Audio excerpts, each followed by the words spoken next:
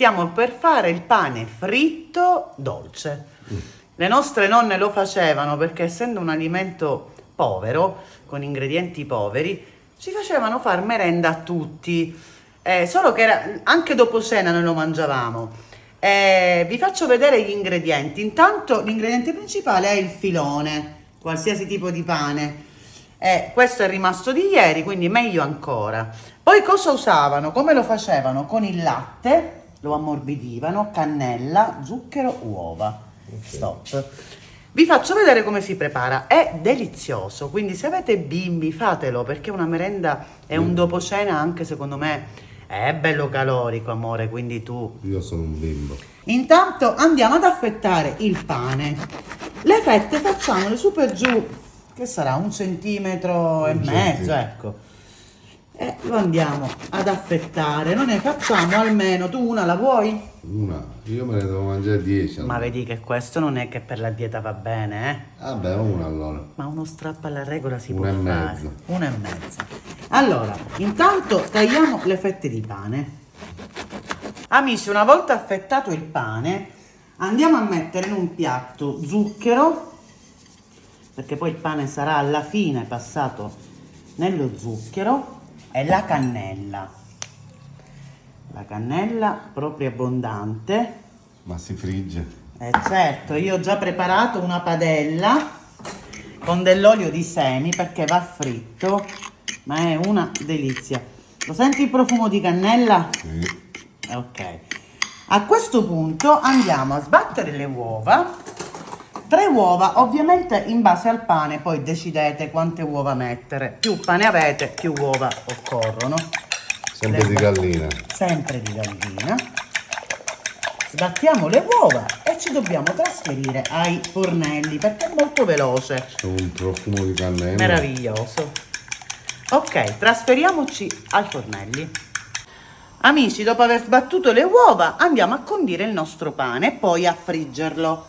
Quindi prendiamo una fetta. Il latte ovviamente ai tempi comunque si trovava, quindi perché lo inzuppavano? Perché il pane che rimaneva si ammorbidiva. Quindi latte, lo passiamo proprio nel latte, nell'uovo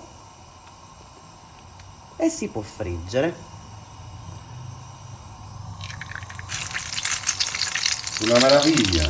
Meraviglioso. Fiamma normale, non troppo alta, non troppo bassa. Quindi latte, uovo. E si frigge. Ovviamente dobbiamo far formare la crosticina sia da un lato che dall'altro lato. Quindi si gira poi. Certo che si gira. Vediamo se ha formato la crosticina. Guardatelo. Ragazzi, un profumo meraviglioso. Buonissimo. Quindi facciamo formare la crosticina da entrambi i lati e poi la andiamo a condire con la meraviglia dello zucchero e cannella.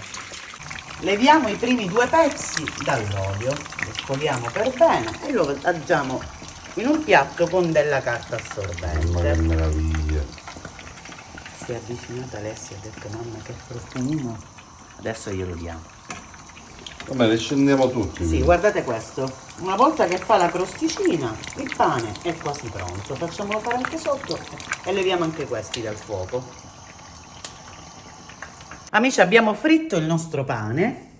Mamma che bontà. Guardi, veramente vi vorrei far arrivare il profumo. Adesso cosa facciamo? Prendiamo il pane, lo passiamo nello zucchero.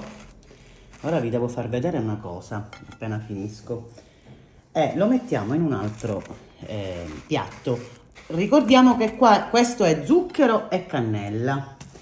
Io vi vorrei far vedere la morbidezza del pane, perché per questo si inzuppa nel latte. Perché si ammorbidisce. Ma questo anche dopo cena, il nostro dolcetto oggi l'abbiamo. Posso provare alle 4 di notte, amore. Sì, amore, a qualsiasi orario. Allora, passiamo tutto il pane nello zucchero e nella cannella e poi lo assaggiamo, questo meraviglioso, come lo chiamiamo? Dessert. Ma antipasto io lo chiamerei. Per lui è un antipasto. Assaggiamolo. Che delizia. Che bontà. Com'è? Meraviglioso, Gioia, assaggialo. È pieno di zucchero. Guardate la morbidezza, guardate. Una bontà. Ora l'assaggio io. Buonissimo, veramente. Una delizia. Amici, spero che vi sia piaciuta una ricetta semplicissima siciliana. E che dire, fatemi, mi mandate le vostre foto che siete bravissimi. Noi ci vediamo domani con le ricette di Betty e Marco. E grazie a tutti. Un bacio, ciao da Betty. E Marco? A domani, ciao amici.